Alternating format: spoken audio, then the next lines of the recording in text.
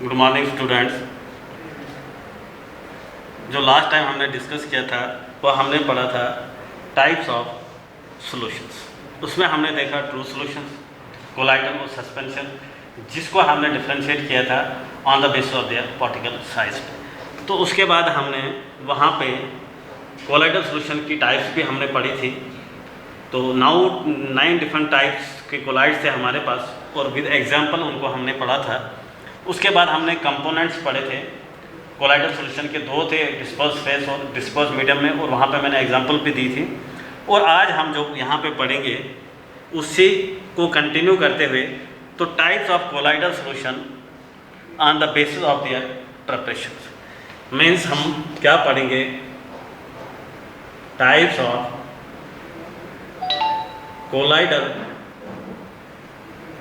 Solution on the basis of preparation। वो हमारे पास 2 types है। नंबर 1 है लायोफिलिक कोलाइड्स और नंबर 2 है लायोफोबिक कोलाइड्स। तो लायोफिलिक कोलाइड्स किसे कहते हैं? लायोफोबिक कोलाइड से। लायोफोबिक कोलाइड हो गया जिसको हम कहेंगे वाटर लवण।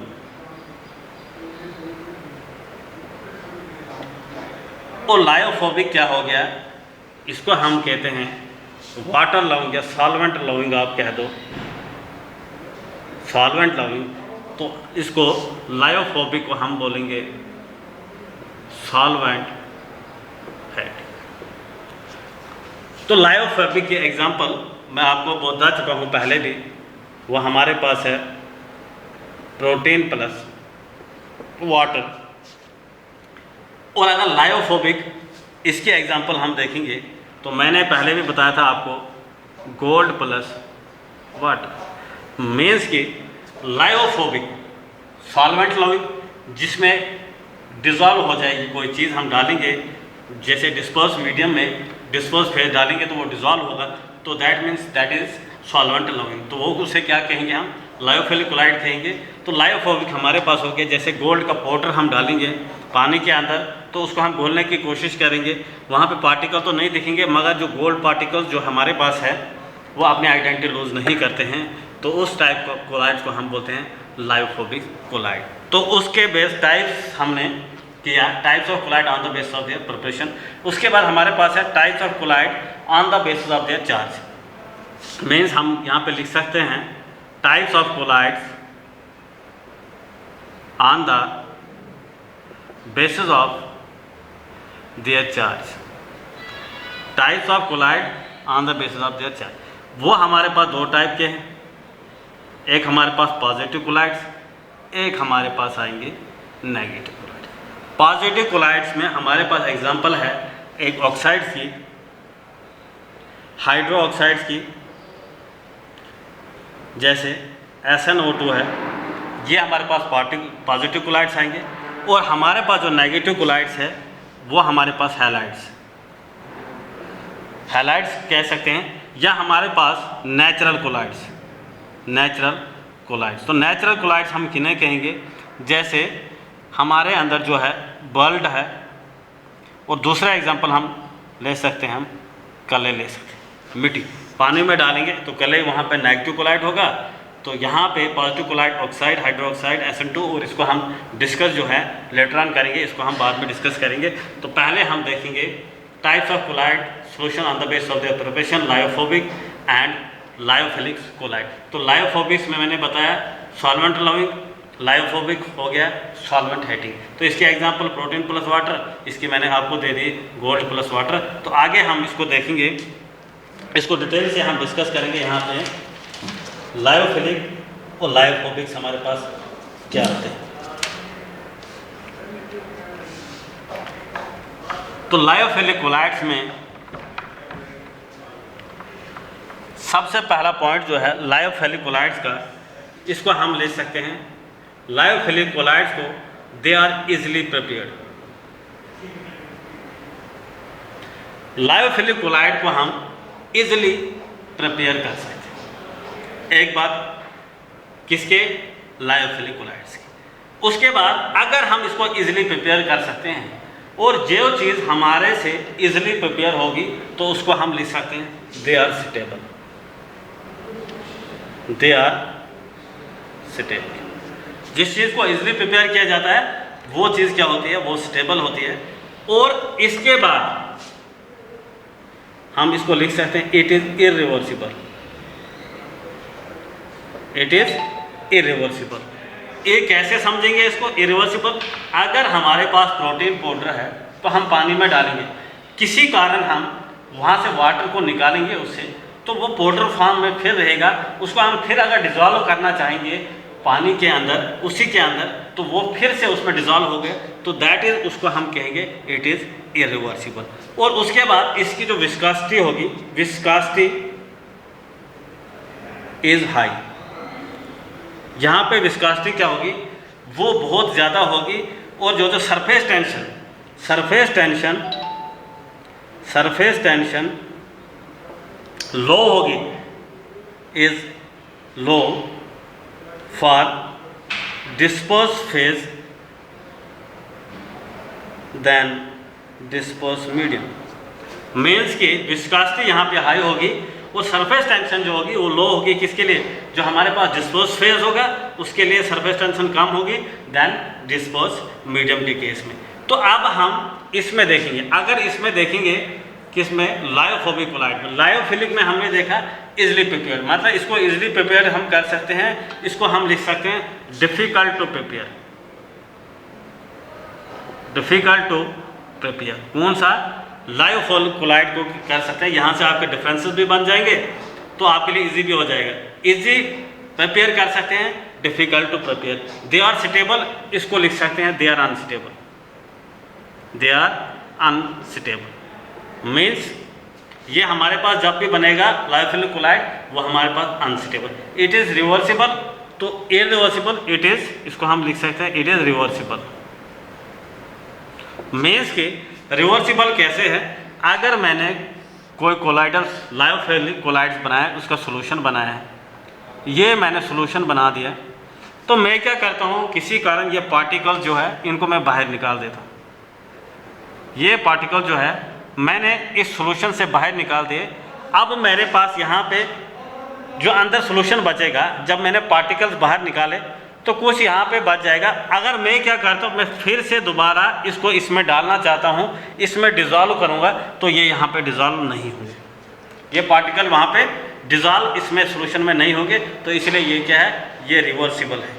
तो उसके बाद यहाँ पे मैंने बताया था विस्कोसिटी हाई, और यहाँ पे क्या होगा, जो हमारे पास विस्कोसिटी एंड सरफेस टेंशन ये इक्वल होगी, almost equal for both disperse phase and disperse medium. Means की ये इन दोनों के लिए बराबर होगी, डिस्पर्स फेज के लिए और डिस्पर्स मीडियम के लिए। तो ये था हमारे पास type of qualities on the base of their preparation, lyophilic और lyophobic. Lyophilic means water loving या सॉल्वेंट लविंग कहेंगे इसको। तो लायोफोबिक क्या हो गया हमारे पास, वो हो गया हमारे पास सॉल्वेंट हेटिंग, मतलब जो डिज़ोल्व, जो भी हम सॉल्वेंट में डालेंगे वो उसमें डिज़ोल्व नहीं होगा, कंप्लीटली मिसिबल उसमें नहीं होगा, वो उसमें डिज़ोल्व नहीं होना चाहिए, उसको हम बोलते हैं सॉल्वेंट हेटिंग। तो ये इजीली प्रिपेयर होता है, जो इजीली प्रिपेयर होता है तो वो स्टेबल भी होता है। अगर ये इजीली प्रिपेयर है, ये स्टेबल है, ये डिफिकल्ट टू प्रिपेयर है, इसका मतलब ये अनस्टेबल है, ये इरिवर्सिबल है। मीन्स मैंने अभी एग्जांपल दी थी, अगर प्रोटीन को हम वाटर में डालेंगे, प्रोटीन को वाटर में डालेंगे तो हम किसी कारण से वहाँ से पानी निकालेंगे और प्रोटीन जो है वो पाउडर फॉर्म में रहेगा, उसको अगर फिर हम डालेंगे उसी सोल्यूशन में तो वो फिर से वहाँ पे डिज़ोल्व होगा। तो इसलिए मैंने इरिवर्सिबल बोला था। और मैंने यहाँ पे बताया इसकी विस्कोसिटी हाई होगी, सरफेस टेंशन लो होगी डिस्पर्स फेज के लिए, देन डिस्पर्स मीडियम के लिए। तो यहाँ पे विस्कोसिटी और सरफेस टेंशन ऑलमोस्ट इक्वल होगी, किसके लिए, बोथ डिस्पर्स फेज और डिस्पर्स मीडियम के लिए। यहाँ पे ये रिवर्सिबल है। अगर मैंने कोई सोल्यूशन लिया, इसमें मैंने कोई पार्टिकल बाहर निकाल दिया, मैं फिर कोशिश करूँगा इनको उसमें डालने के लिए, उसमें डिज़ोल्व होने चाहिए, ये वहाँ पे फिर डिज़ोल्व नहीं होंगे। दैट इज़ ये प्रोसेस जो है लायोफिलिक कोलाइड्स है, ये क्या है, रिवर्सिबल है। उसके बाद हमारे पास बचा टाइप्स ऑफ कोलाइड्स।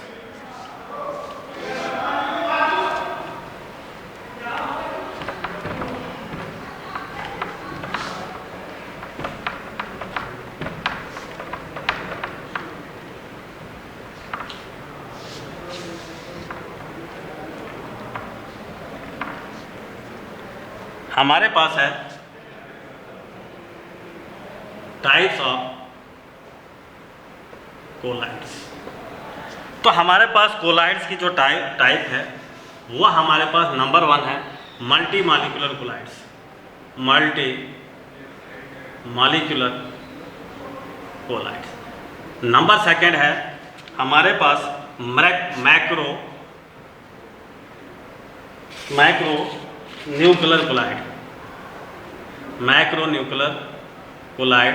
और तीसरा जो हमारे पास है वो हमारे पास है एसोसिएट कोलाइड, और इसको हम माइसिस भी बोलते हैं।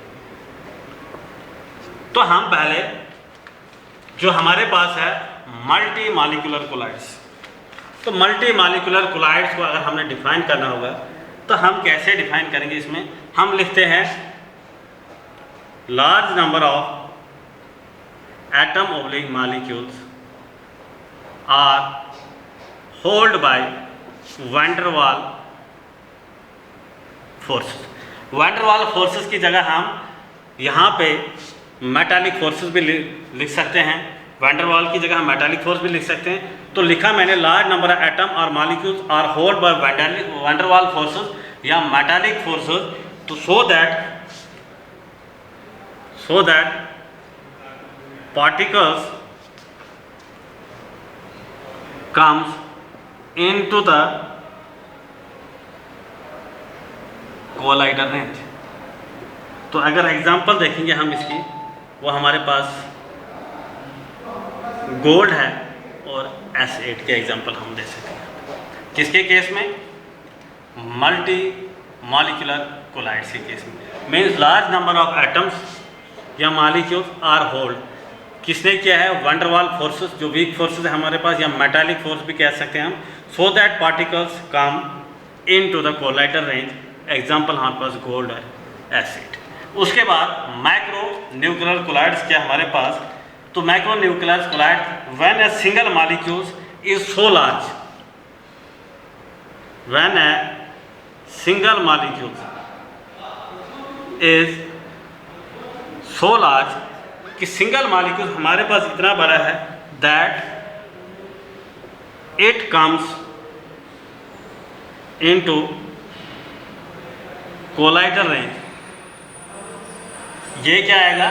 ये कोलाइडर रेंज में आएगा when it molecular mass is, when molar mass is very high. तो अगर इसकी एग्जाम्पल हम देखना चाहते हैं, वह हमारे पास है स्टार्च, प्रोटीन, सेलुलोज। ये एग्जाम्पल आ गया हमारे पास किसकी? मैक्रोकोलाइड्स। तो मैक्रोकोलाइड्स को हमने कैसे डिफाइन किया?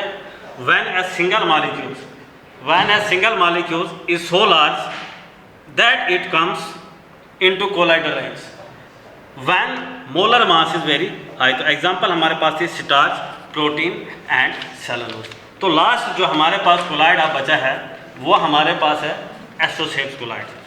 मीन्स कि एसोसिएट कोलाइड या माइसिस भी इसको कहते हैं। हम इसको कैसे डिफाइन करेंगे? इसको हम लिखते हैं एसोसिएट कोलाइड को when compound is dissolved at low concentration. Associate colloid को when a compound is dissolved at low concentration। Means कि अगर हम एक कंपाउंड को डिसॉल्व करेंगे लो कंसंट्रेशन में तो ये क्या बनाता है? It forms true solution. ये क्या बनाएगा? True solution. अगर हम इसकी कंसंट्रेशन को बढ़ा देंगे, मीन्स कि but when concentration increased, when concentration is increased, तो मॉलिक्यूल्स क्या करेंगे? Molecules start to aggregate and comes in collider range. वो कोलाइडर रेंज मॉलिक्यूल जो है वो वहाँ पे एग्रीगेट हो जाएंगे पार्टिकल्स हो जाएंगे and come under colloidal range. Example जो हमारे पास है इसकी वो है हमारे पास सॉफ्ट सॉल्यूशन, एसोसिएट कोलाइड या माइसेल्स। तो क्या लिखा हमने, when a compound is dissolved at low concentration it form true solutions. When concentration is increase, अगर कंसंट्रेशन इंक्रीज करेंगे तो पार्टिकल जो वो स्टार्ट करेंगे एग्रीगेट, वो कहाँ क्लोज होंगे और वो किसके रेंज में आ जाएंगे, कोलाइडल रेंज में आएंगे। जैसे हमारे पास एग्जांपल है सॉफ्ट सॉल्यूशन। और दो इंपॉर्टेंट पॉइंट है वो इसमें है, एक हमारे पास CMC है और दूसरा जो हमारे पास है वो क्राफ्ट टेम्परेचर है। CMC क्या है हमारे पास, critical micelles concentration, critical micelles concentration. तो क्रिटिकल माइसेल्स कंसंट्रेशन को क्या है, it is the minimum concentrations required to form micelles. किसको हम लिखते हैं, critical micelle concentration CMC, it is the minimum concentrations required to form micelle. और दूसरा हमारे पास है इसमें जो बहुत ही इंपॉर्टेंट पॉइंट है वो क्राफ्ट टेम्परेचर है। तो इसको हम क्राफ्ट टेम्परेचर को ऐसे डिफाइन कर सकते हैं, it is the minimum temperature at which formation of micelles start. Means की फॉर्मेशन ऑफ माइसेल्स स्टार्ट्स, किसके, ये ऐसा टेम्परेचर है जब फॉर्मेशन हो जाएगी किसकी, माइसेल्स की। माइसेल्स की फॉर्मेशन स्टार्ट होगी तो उसे हम क्या कहते हैं, क्राफ्ट टेम्परेचर। तो ये था हमारे पास टाइप्स ऑफ कोलाइड, पहले multi molecular collide, micronuclear collide और ये एसोसिएट कोलाइड जो हमने पढ़ा। इसके एग्जांपल जो हमारे पास है वो हमारे पास सॉफ्ट सॉल्यूशन है। इसमें दो इंपॉर्टेंट पॉइंट्स जो है, एक CMC है क्रिटिकल माइसेल्स है और दूसरा मैंने बताया क्राफ्ट टेम्परेचर, जहाँ पे फॉर्मेशन ऑफ माइसेल्स स्टार्ट हो। Thank you.